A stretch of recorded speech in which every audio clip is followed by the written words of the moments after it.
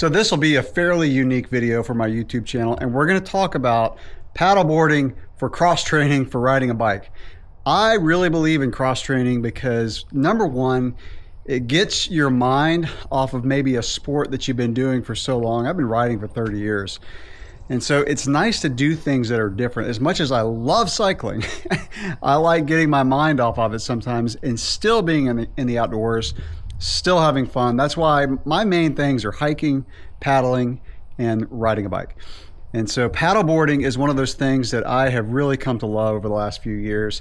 Kayaking is my main paddle sport, but what I love about paddleboarding is the inflatable boards today are so good that you can just throw them in a car. Like if you're going on a trip and you know there's gonna be water around. I've actually got a couple boards from Boat, and they sent me this one to review on my channel. So I always like to disclose that.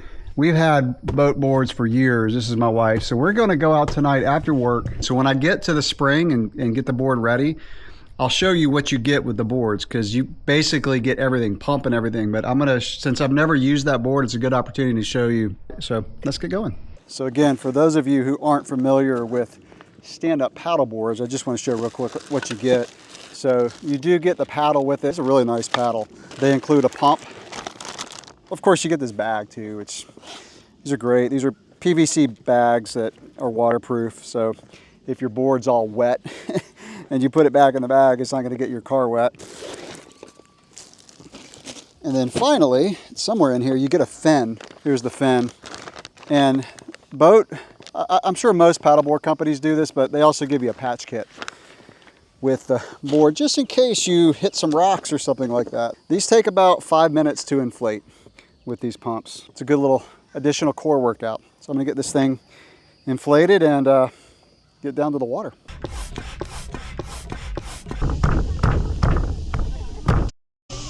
So this is the spring. It gets really deep over there.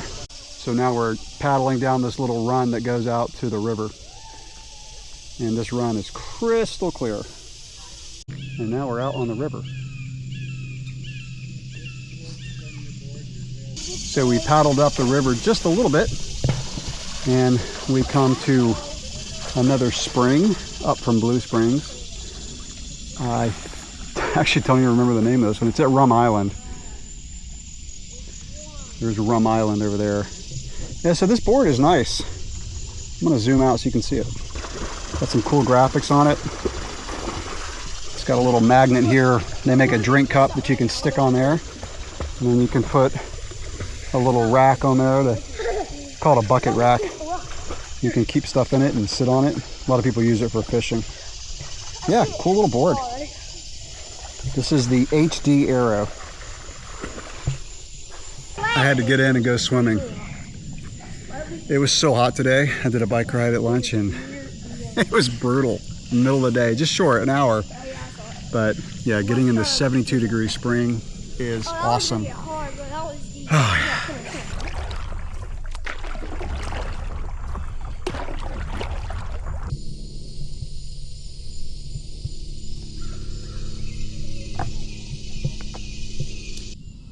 We got a storm, move it in quickly. It is time to start heading back.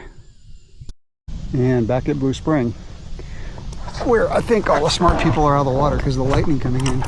Yeah, it's a pretty spring. We got about 5 minutes before the sky opens up, so we gotta get back to the car. It's just a walk up the hill there.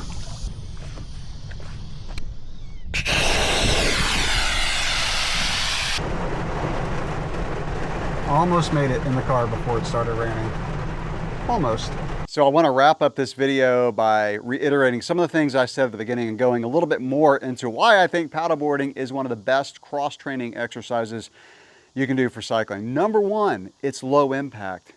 I am not in college anymore. I have gotten older, but I've done low impact sports my whole life, and I don't have a lot of the joint problems and other physical problems that I hear from other people who have done high impact sports. In fact, I feel like I'm 25, to be honest, because I stay fit and I do low impact stuff. So that's why I really love sports like kayaking and paddleboarding, is they are low impact. And like kayaking, paddleboarding to me is relaxing and exercise at the same time. It relieves stress almost like no other thing that I do. And there's something about being on water. I don't know all the psychology behind it, but being on water is so therapeutic and stress relieving. Now, kayaking and paddleboarding really strengthen your core, so you're transferring the energy from your arms through your core to your feet, just like cycling. So it really strengthens your core. So if you use the right technique paddleboarding, what you're doing is you're reaching forward, bending at the hips, you're keeping your back straight, and you're pulling forward, or pulling back, I should say, and transferring that energy through your core. Now, also with the right technique, by the way, you should not have your paddle kind of cross your body. It should be straight up and down, and you should be looking through your arms when you paddle. I won't go too much into paddleboarding technique, but if you use the right technique, it keeps your back strong. It's not bad on your back. You're keeping it straight as you reach forward. Now, kayaking too goes through your core, because when I finish like a 2 or 3 hour paddle in the kayak, my calves are sore because I'm using the foot pegs. You know, I have the thigh braces, the foot braces, and so I feel like, you know, I am using that energy from my arms and it's going through my core to my feet. And that's why my legs are sore after kayaking. So either paddleboarding or kayaking do the same. I feel like paddleboarding is probably a bit more of an all-around workout versus kayaking, but they're very close. Another thing that paddleboarding does is it really improves your balance. And I won't go too far into that, but as you get older, keeping your balance is so important. It's that all around, all body workout, and balance is a part of it. And then, like I said at the beginning of the video, it's nice to have a mental break from cycling. For example, yesterday I did a pretty hard gravel ride. I did not get a good night's sleep. In fact, it was a terrible night's sleep. I still went out and did 63 miles with a couple guys. I drank caffeine that morning, which I normally don't do because I was so tired.